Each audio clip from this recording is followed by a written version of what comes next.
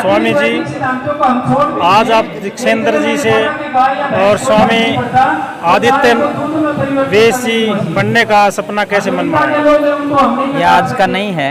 मैं लगभग 22-23 वर्षों से ज़्यादा का समय है मेरा आर्य समाज में, और पिछले 15 वर्षों से मैं घर छोड़ करके ही आर्य समाज में काम कर रहा था।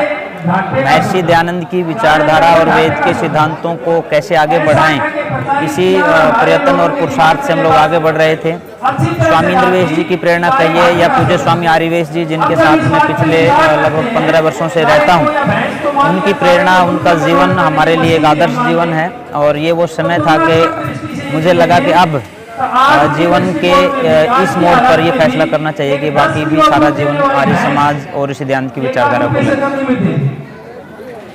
युवाओं को क्या संदेश देना चाहेंगे इसके बारे में?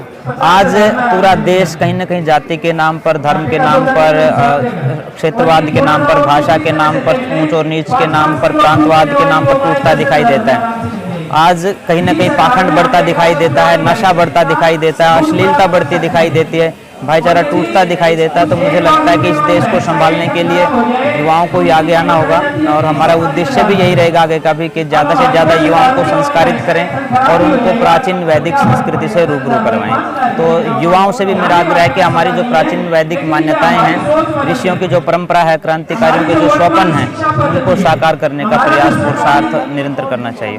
किसान आंदोलन चलते हुए 100 दिन से ऊपर हो गए हैं, अब तक कोई भी ऐसा मामला सामने आया कि उनके बारे में आप क्या कहें? किसान को महर्षि दयानंद सरस्वती ने राजाओं का राजा कहा है, और निश्चित रूप से कोई भी अगर हम भारत की बात करें तो ये लोकतांत्रिक देश है, और कोई भी लोकतांत्रिक सरकार का उद्देश्य कोई बिजनेस करना नहीं होता, और उसका उद्देश्य पूरे समाज का, कहिए पूरे देश का कल्याण की भावना से वो करते हैं। तो मुझे लगता है कि बिल्कुल सद्भावना पूर्वक सरकार को किसानों की बातों को सुनना चाहिए और उनके ऊपर बड़ा निर्णय लेना चाहिए। जो किसान इतने दिनों से बैठे हैं, संघर्षरत हैं, शांतिपूर्वक तरीके से जो आंदोलन कर रहे हैं, गंभीरता से उनकी बातों को सुनना चाहिए और उसके ऊपर जो है अमल भी करना चाहिए, और बैठ करके इसका समाधान करना चाहिए। बहुत एक लंबा समय, किसी की भी लंबी परीक्षा नहीं लेनी चाहिए, मैं ये मानता हूँ।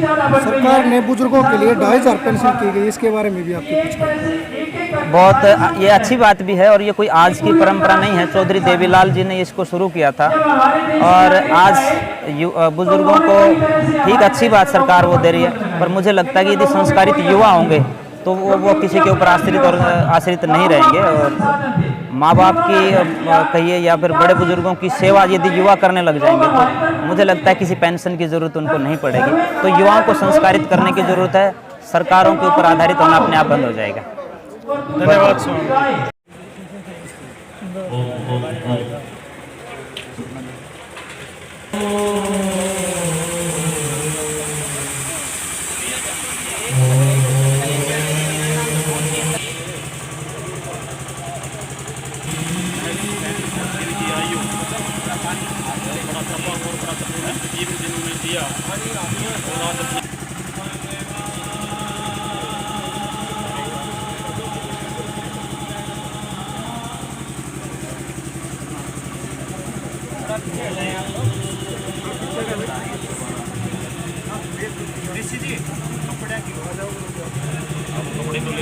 कपड़े वो गए, अजय गए।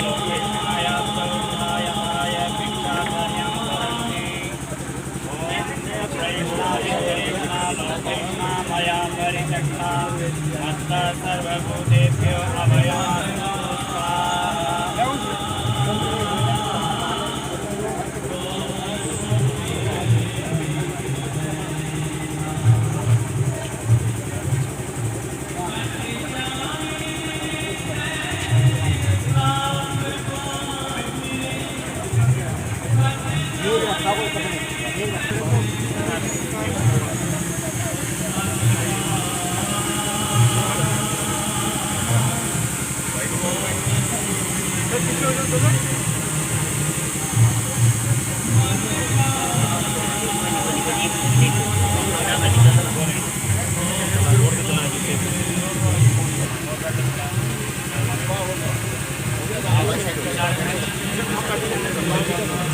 हमारा बाद में चला लेगा।